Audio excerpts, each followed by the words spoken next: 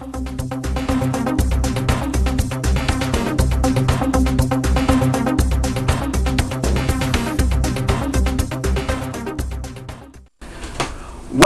to my Raw review, ladies and gentlemen.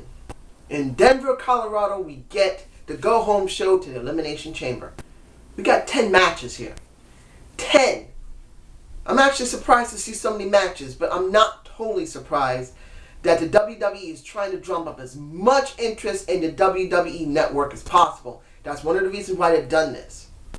So I'm going to probably shoot through most of these and not really say how I really felt about them.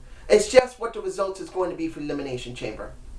So let's look at Biggie Langston and let's look at the Trucker Jack Swagger. The reason they had the matches, simply to drum up interest for the pay-per-view. Sorry, I'm still sick. But when you see this with Biggie Langston, I really feel they could have had a better person to put in this position. Honestly, I really do. I wouldn't mind seeing a Kofi Kingston or Fandango. Hell, use one of the guys from The Shield. Seth Rollins, Roman Reigns. They could have structured this months ahead of time. I said, well before it came to the Royal Rumble, why did they eliminate the two? I'll give it to you like this. They had two chances in the Royal Rumble. One was for the World and one's for the WWE Championship. Why couldn't they have the WWE World Championship and the Intercontinental Championship? We could have had more interest that way. It could have given something for Biggie Langston to sink his teeth into. To be honest, seeing him go against Jack Swagger does not interest me. And then seeing Jinder Mahal and Drew McIntyre get pasted to the floor with Biggie Langston, didn't really care. I mean, I like Drew McIntyre. I do. But I just didn't have much interest because they're not a credible threat.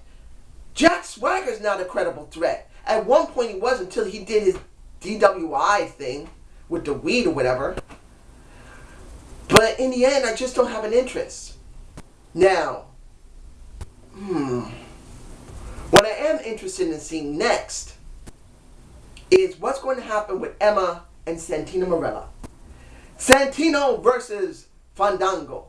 We know that Fandango wins, but they're doing the same thing with Santino as they did with Beth Phoenix and what they did with Tamina. Very briefly with Tamina. It didn't last that long. It was a lot shorter than it was with Beth Phoenix.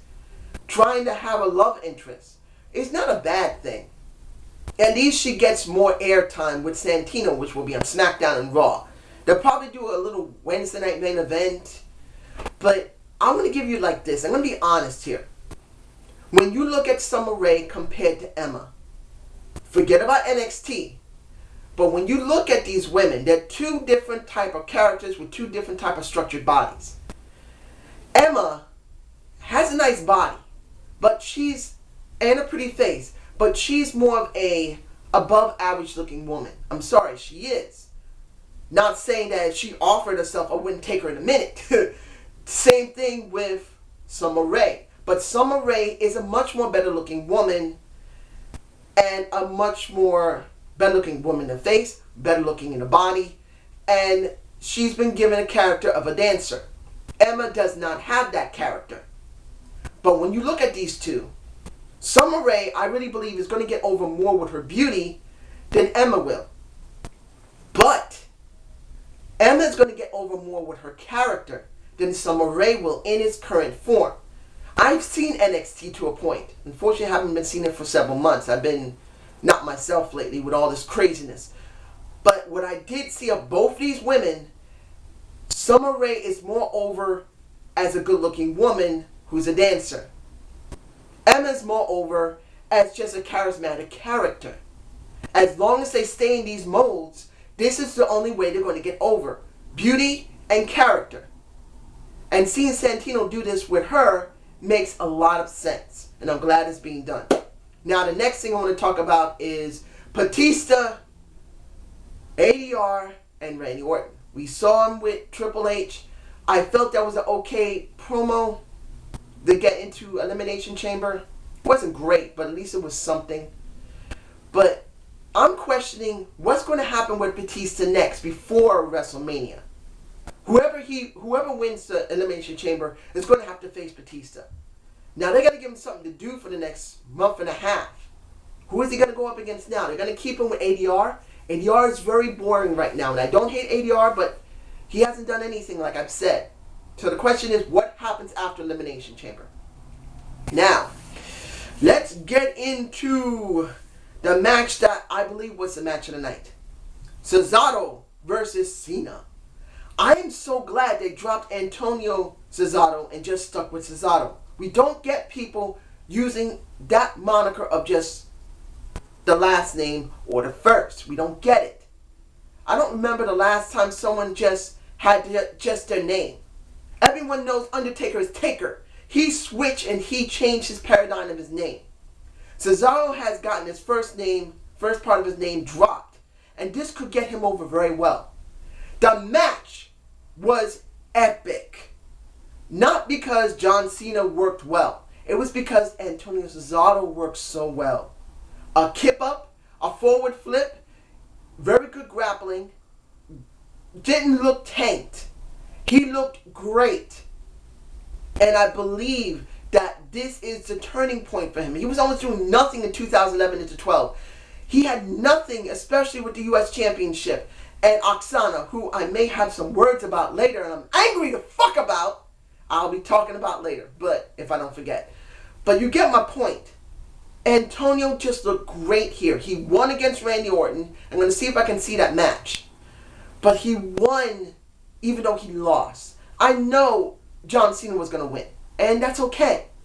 This is not about him getting always a win. This is about Antonio actually getting somewhere in this company. He needs to turn face. It's almost time. I really believe that Zed is going to turn face with him. When you saw Zed rile up the crowd while Jack was with him, while Biggie Langston was doing his business in the ring, you could see Zed could really help Antonio, as I call him, not Cesaro, Antonio, really help him. This is what I'm hoping for. The match was very good. The second match of the night, I believe, was Daniel Bryan and Christian. You guys tell me below if you believe Christian Daniel Bryan was much better than Cesaro and Cena. I do not believe Cena and Cesaro came in second. I do believe they were first. But I'm not saying that Christian and... it was a damn good match. And using Christian in this way, I kind of wish they had turned Christian heel at least 3 weeks to a month ago. He's been a face for quite a while. And it would have been more understanding for me personally that he turned heel at least 2 or 3 weeks ago. That's just me. Having him turn heel now just didn't feel right. But he did a great job making Daniel Bryan look vulnerable. And that's the key here. Daniel Bryan needs to be the underdog. So he needs to be made vulnerable. And that's what Christian's job was, and did great. But I do believe what happened with Kane was not good. I mean, Kane helped make him more vulnerable. But to be honest, excuse me, I'm still sick. The problem here is this. Kane's character as a corporate Kane just is not working with me. For the simple fact, even though he has airtime with Stephanie, airtime with Triple H, airtime with the Maddox periodically, it just doesn't feel right. Something is missing. To me personally, I just don't feel like it's right. There's something wrong. There's something from his character that is missing from the equation. I just can't put my finger on it. And even though he did a decent job making Bryan look weak, I feel like Kane is weaker. I don't know why. Just there's something wrong. Now, when it comes to the Wyatts and the Shield, I'm getting to Mark Henry and Roman Reigns right now. The entire thing with the Shield and the Wyatts just to build up to, the pay-per-view. But I really feel that this could have happened 2 or 3 months ago when they were beginning to show, teases that, how can I explain this? The teasing of a Daniel Bryan joining the Wyatts, or was constantly losing to the Wyatts, was all right and good. But when they showed that one tease of the Shield going up against the Wyatts, it really made way more interest than it is now. I really believe then that tease should have been pursued, and they put Bray Wyatt and Daniel Bryan on the back burner. Since they decided to drop the thing with Daniel Bryan being with the Wyatts, it could have been done. I really feel like it would have been better 2 or 3 months ago when they had this, and then they could have had a culmination at Elimination Chamber. But it didn't happen. Now, it's not that bad right now, but the problem for me is that with Dean Ambrose and Roman Reigns basically having conflict, you're supposed to be putting a face with a heel faction. Even though the Shield is supposedly something like a face, they're still heels. And it just doesn't feel right having this conflict. It just needs to go away. Wait until the Wyatts and them are done, and then do the conflict with Dean Ambrose and Roman Reigns. Now that leads me into Roman Reigns with Mark Henry. That's what I do! Had to say, I'm sorry. But it was good to see Mark Henry give a rub to a younger talent. This is what you need to do with older talent. Give a rub to a younger talent. And that match, even though it wasn't very long, it did what it needed to do. Just like Cesaro needed the rub from John Cena. He needed that match to show what he can truly do. Roman Reigns really made an impact. That Superman punch was very good. But when it came to Dean Ambrose afterwards, it was actually kind of stupid. It's not necessary. But they're going with this, and I don't agree with it, but that's where they're going. And I'm very happy it was done. Now, a person I want to talk about is, hopefully I don't botch his name, Alexander Roloff. Alexander Roloff. And that sexy looking woman in the back. I really hope that it kind of looks like someone I recognize. But if I'm right, it isn't someone I recognize. She looks pretty good in the back. Just like Rocky IV with Dolph Lundgren. I believe that's his name. If I'm remembering his name wrong, I'm sorry. Having that woman with him actually works well. Let's just hope they're not going to do the smoking bit. But you get my point. Having Alexander in this position is actually, I'm very interested in seeing what he's going to be doing when he comes back into the ring at Raw. At Royal Rumble, he looked epic being barefoot. He did. Now let's see what they're going to do when they bring him in. I really believe they'll probably bring him in Raw and then switch him to SmackDown. But that's alright. Now let's see if I'm forgetting anything. Oh yeah. Jey Uso versus Billy Gunn, baby. I am happy to see the Usos getting spotlighted. The Usos got commentary. Jimmy Uso, I believe, has very good commentary skills. And maybe a little raw, yes, but he can improve and he could become a good talker. Road Dogg more than helped him. And I enjoyed seeing Billy Gunn with Jey in the ring. In the end, the Usos look strong. Now they're getting a pay-per-view, not a kickoff show. This is what I've been hoping for. I don't know if they're going to win. I really hope they do. But I'm so glad that the Usos have been spotlighted. They've been in the WWE almost 6 years now.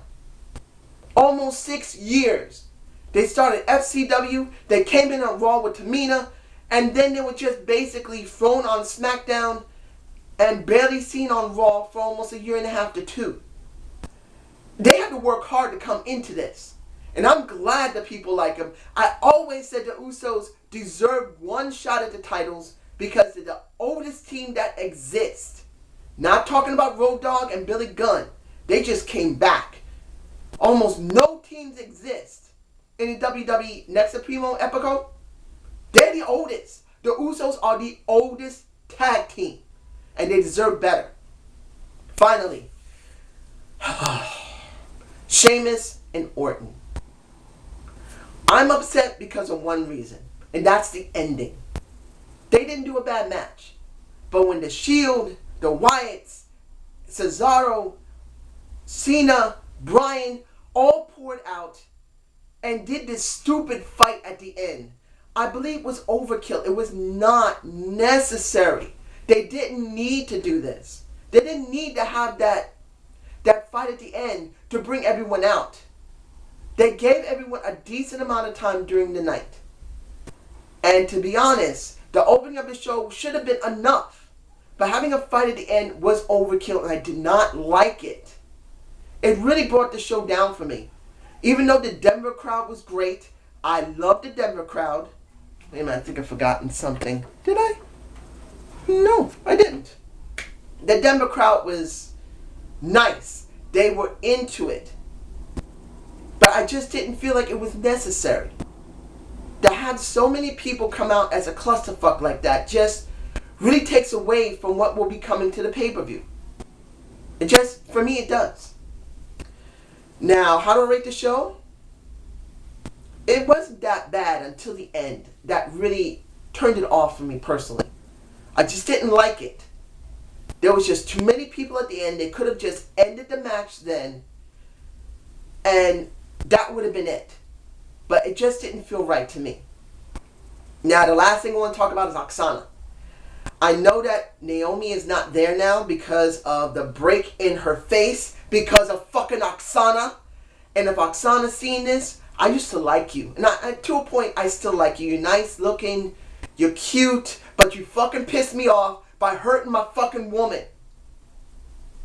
Naomi has potential. But as you can see right now, the Divas aren't doing anything. You know why? Because I believe the Divas were going to go with Naomi. That's the reason why she had won against AJ. Now they have to wait until Naomi comes back and is healthy. And that's probably going to happen maybe after fucking WrestleMania. Because I doubt they're going to give Naomi and AJ a WrestleMania moment. If they do, I will jump up and down and be screaming happy. But do I believe that's going to happen? No. This could have been Naomi's moment. And I believe they might have given this to her. Unless they're going to be stupid enough to let AJ continue holding the title, which is done. But that's just my feeling. So I hope you enjoyed this Zane's view. Give me a comment below what you feel. And just as an update, I'm still working on the cameras to understand how to set them and make it look decent. Because I still don't know how to be able to do it without making the exposure, whatever, all that kind of stuff is right.